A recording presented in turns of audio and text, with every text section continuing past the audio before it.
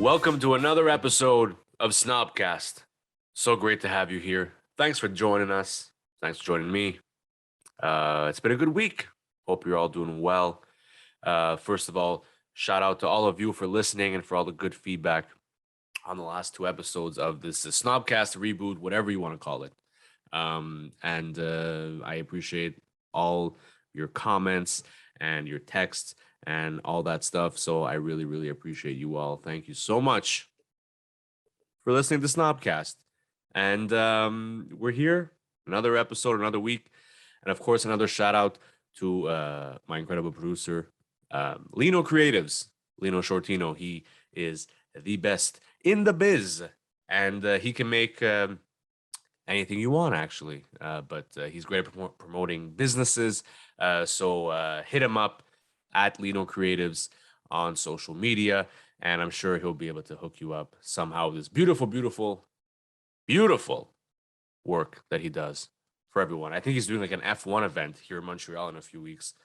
Fucking huge. Thank you. The episode last week with Johnny Depp with the verdict, everything happened to fall into place. I had no idea that the verdict was being announced the same week that I released the episode. I just felt like talking about Johnny Depp. So how fucking awesome is that? And he won. Next year, guys, hashtag Summer Johnny Depp.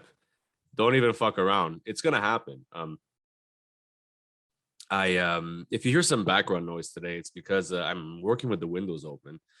A good and a bad idea. It's been kind of cool here in Montreal.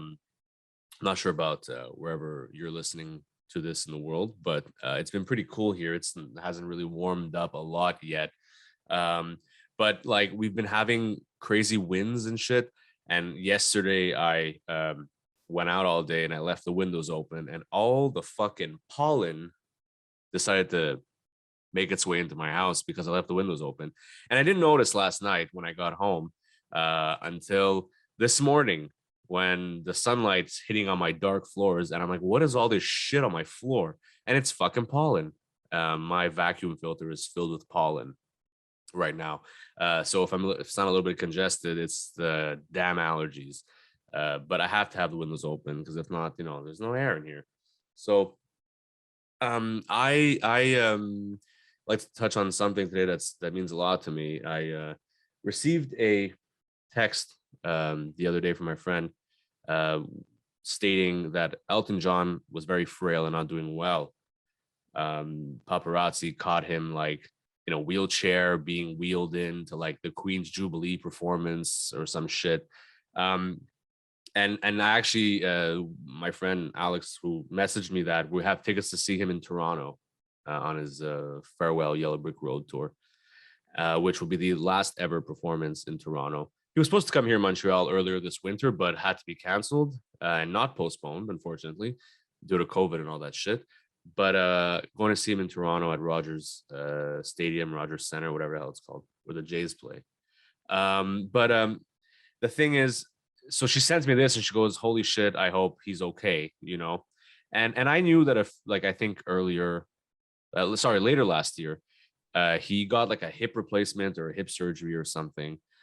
So I'm like, oh, it's probably because of that, he had to be wheeled in. And he's also like almost 80, you know what I mean? Like he's I think he's like 75 or 76 now. But so I'm like, he's old, like, whatever, it's normal. So I do all this. And then arguably enough, the next day on his Instagram, Elton John posts a few photos from a show he had in Europe, like the night before, saying like, hey, contrary to popular belief in this fucking news story in the tabloids, I'm doing fine. I just had to like sit down in a wheelchair and be wheeled into the Queen's Jubilee performance because the walk was so fucking long. And good for him. He could do what he wants. He's Elton John. You know what I mean? He's been around for fucking 6 decades. So like, give the guy a fucking break. You know what I mean? So seeing that, and then I kind of laughed because Elton is he doesn't give a shit. You know what I mean? He'll be like, yeah, by the way, tabloids, you're assholes, and I'm fine. I just needed to. He mentioned the hip surgery. He mentioned that it was a long, long, long walk to get to the stage. So like, and also if you want to be wheeled in, you're Elton John. Do what the hell you want. You know what I mean? Who cares? Who cares? And the tabloids could go fucking suck a dick and all that. So like, it's just, it's mind boggling to me that just, the smallest thing. And the reason why, you know, my friend sent me this tabloid like thing by text is because, we have a lot of concerts coming up and a lot of excuse me, a lot of legends we're going to see in concert. A few of them being like Ringo Starr, Frankie Valli, like really like the OGs, you know what I mean? And Elton John, of course, and Billy Joel. But going back to Elton, it's kind of like, because there's been so many musicians passing away recently, and notably Taylor Hawkins from the Foo Fighters, who we were supposed to see this summer here in Montreal, but obviously they canceled their performance. I had seen Foo Fighters one time prior, and my friend had not, so she was kind of like really bummed that wasn't happening, and even if Foo Fighters do come back, Taylor Hawkins was the heart of that band. It won't be the same. It'll be Dave Grohl, which is fantastic, but and the rest of the band, but Taylor Hawkins will not be there. Big shoes to fill. However, so yeah, this whole Elton John talk got me thinking, and I think about this quite often because there were moments in my life where Elton John's music just is always present. And what I mean by that is I think before I even knew what music was, I knew who Elton John was. You know what I mean? Elton John has been part of my life from when I can remember. He obviously made a huge impact, in 94, 95, when The Lion King came out, because that was all I was watching. As a kid, I was 4 or 5 years old, begging my parents to watch The Lion King. And these songs just kept, coming back. And when I was 6 years old, my dad took me to see Elton John at the Molson Center, which was now the Bell Center here in Montreal. I remember us being super high up in the bleachers, and I remember my dad telling me, "Oh, this is Goodbye Yellow Brick Road." And at the time, as a young kid, I didn't understand what was happening because I was just there to hear Lion King songs, which I think he may have played one or two. But he's like, "This is Goodbye Yellow Brick Road," and I all I kept thinking about was the Wizard of Oz, and I was like, Elton John was not on the Wizard of Oz. What the hell is my dad talking about? But then obviously, as I grew up, Elton just kept. He was always present on the radio, releasing albums, going on tour. The Road to El Dorado, an animated film from '99. He did the soundtrack to that. It's super underrated. It's so fucking great. What a great movie. What a great soundtrack. So all these things just kept coming in and out of my life. And it's kind of like, I don't really remember where I was the first time I heard Elton, because I was young. I was super, super young. But I know that he's been there all my life. Same thing with the Beatles. Like for my dad worked on the road a lot when I was a kid. So I would be with him in the car and he would play Beatles music. So before I knew what music even was, I knew who the Beatles were, Same thing with Elton. That's why I said that previously, because he's just always been there. And there are times where I won't listen to his music for, let's say, a few months.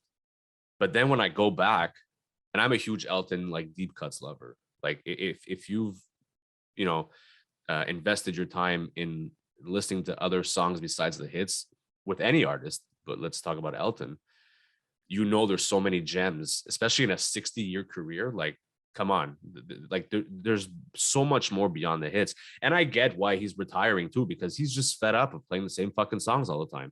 And I get it. And you know what? There's a niche of people that will pay big dollars to see Elton John play deep cuts and B-sides. And I'm one of those people. If he announced like a theater show, it's over. Charge what you want, and you're playing deep cuts, I'll be there.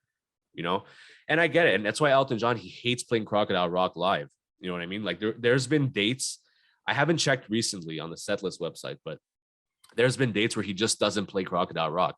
And I get it. I'm not a huge fan of Crocodile Rock. I like hearing it live because it's fun. But if he didn't play the song, I wouldn't be pissed about it like some other people might be. You know, oh, we paid this amount of money. He didn't play fucking Crocodile Rock. Yeah, he's been playing it since like 74. Like, no wonder. You know what I mean? Um, and he's been very vocal about not liking to play that song. So, but that being said, um, this comes down to music and the power of music. And for me, you know, a few months ago, my grandmother passed away, and the first song that came on when I got in my car to go see my family right after that moment was Elton John's Tiny Dancer. And prior to that, I hadn't listened to Elton John in a while. And it's just so weird how I plug my phone in my car, I press shuffle, and Tiny Dancer is the first song that comes on. And that's the song that really made me like come to terms with what was happening that moment in my life, which was my grandmother's passing. And for those who know me well, my grandmother was a big part of my life. And so this happens, I'm a wreck, I start crying and everything. So now Tiny Dancer has a whole new meaning to me, because for me, prior to this situation in my life, Tiny Dancer, I always you know, put two and two together, which was Almost Famous and Tiny Dancer. So the film Almost Famous from 2000, the Cameron Crowe movie. There's a really, really pivotal scene in that movie, and they use Tiny Dancer in it. They're all on a bus, and one guy starts singing it, and then everyone else starts joining in. You know, that's always what I had in my head. But now I have this new memory, this new meaning for this iconic song. And there's not really anything revelatory to my grandmother in Tiny Dancer, but when moments like this happen, you use certain lyrics, you know, to talk about. You're like, oh well, at this moment, this is what I'm thinking of. My grandmother was not a seamstress for a band. My grandmother, you know, she was a buttonhole maker actually. But you know, it's just now that she's been gone for a few months, I don't hear Tiny Dancer often very much. Like, I don't hear it often. And but when it comes on the shuffle, I have to stop and listen to it. It's never a skippable song for me, because in that moment I'll think, okay, my grandmother's thinking about me, or something along those lines. You know what I mean? There has to be that song for everyone that just centers you and that takes you. Tiny Dancer for me is now one of those songs. I have other songs that are different moods. Like, I know, for example, if someone were to put on Bruce Springsteen's Glory Days, I am instantaneously in a good fucking mood. And there's just certain songs like that. So like, I'm curious to know what every other person's song is what other songs is for them. You know, that what I just said made zero sense, but you know what I mean, right? um so yeah, and I've also had very, very weird, not weird, I've had dreams about Elton John. And in one of the dreams that I've had, and for some reason, because like I said, because he's been part of my life for all of my life, I dream about the fucking guy. I don't even know him. I would never want to meet him either. Maybe I would want to meet him, but I know that he's a bit of a diva. So like, I'm better. I like him on stage, and like I like his music. Maybe I wouldn't like him off stage, but it doesn't matter. That's not part of this. The point is, in one of my dreams, he came to a family dinner that I had, and we called him Uncle Elton. And this was, I was maybe like, I was a teenager when this dream happened. And I still remember the dream vividly. He came to like a family dinner. He sat down, and we're like, oh, Uncle Elton's coming, Uncle Elton, you know? And I remember telling my family this story, and they were kind of like, you're just ridiculous. You're just daydreaming about Elton John. So ever since then, we kind of stuck with the Uncle Elton thing, because he's always there. The fucking guy is always there. And definitely when he's gone, it'll be a huge, huge loss. There's no one else like Elton John. That's why I tell people, you know, Jess and I on our other podcast, The Concert Goers, where we talk about live shows and artists like Elton, artists like Billy Joel, Paul McCartney. These are all the legends that unfortunately at some point will not be here anymore. And it makes way for the next, you know, generation of legends. But for my parents and for me growing up, these were artists that were always around. Um, so it's just so important. Music is so important, and having an anchor musically with an artist or with a song, I think is very important. And I would love to know who is that for you. Like for me, it's Elton John, Prince. We'll get to Prince another time. That's a big one for me. You know, Billy Joel, Pearl Jam is a big one too. You know, Ben Harper, and just the list can go on. Dave Matthews Band. How the hell did I not say that? But it's so important. Music is so important, and I've never fucking understood people who, like, in high school I would talk to some people, and let's say you're having like an oral presentation in front of the class, and they're like, oh, what's your favorite song or some shit, and they would say, oh, I don't listen to music, or I just listen to the radio. And I'm just like, what the fuck? Like, you must be so miserable. You know what I mean? It doesn't make sense to me that people who don't listen to music, whether you listen to classical music, whether you listen to hip hop, whether you listen to anything, jazz, rock, pop, like metal, listen to something. You know what I mean? Like, just get your fucking juices going. Because for me, I can't picture a life without music, and it makes me angry. Like, for 2.5 years, we had no concerts, and that's where I feel most alive. I spend most of my money going to see live shows because I love being in that moment, and I love being in a room full of people who are just as excited to see an artist as I am. And some people don't get it. Some people like to travel. I love to travel as well, but I love going to live shows. That is where I feel the most alive. And you know, going back to Elton John, that is something that as soon as I saw Elton John live, I was 6 years old. I think every time after that, we went to see him, and which just fueled my love for him more and more. And which really, I remember in high school, I was super invested in his discography, and that's where I discovered the B-sides and all these deep cuts that I love almost more than the hits. You know what I mean? And I love showing people the deep cuts because they're like, holy shit, I've never heard this before. And why does Elton John sound like a country singer? Because in the 70s, that he was a huge, like, well, he still is a huge country music fan.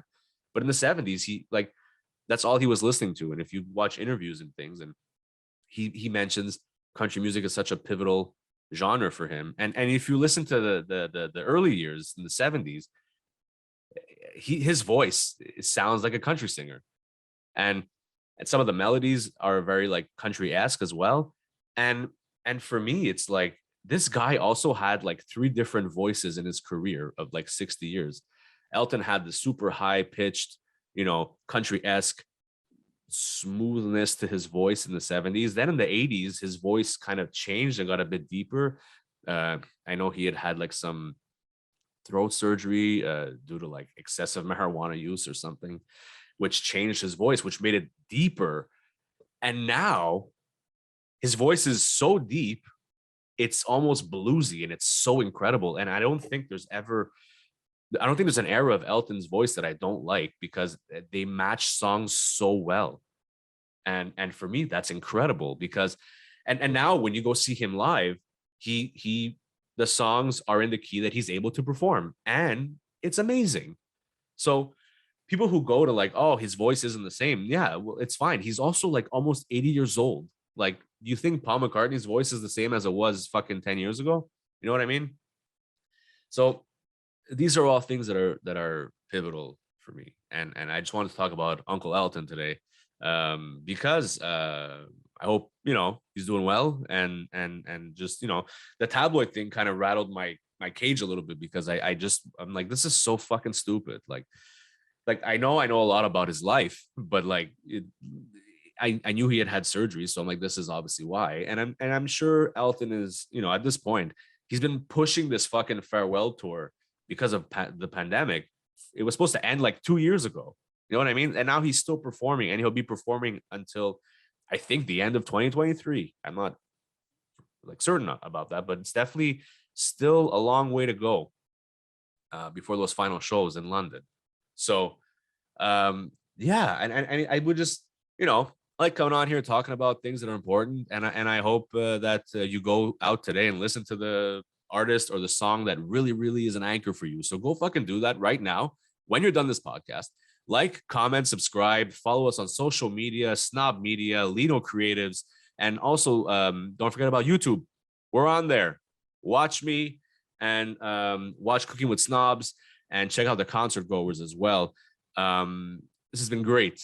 I love talking to you all, and we'll see you again next week on SnobCast.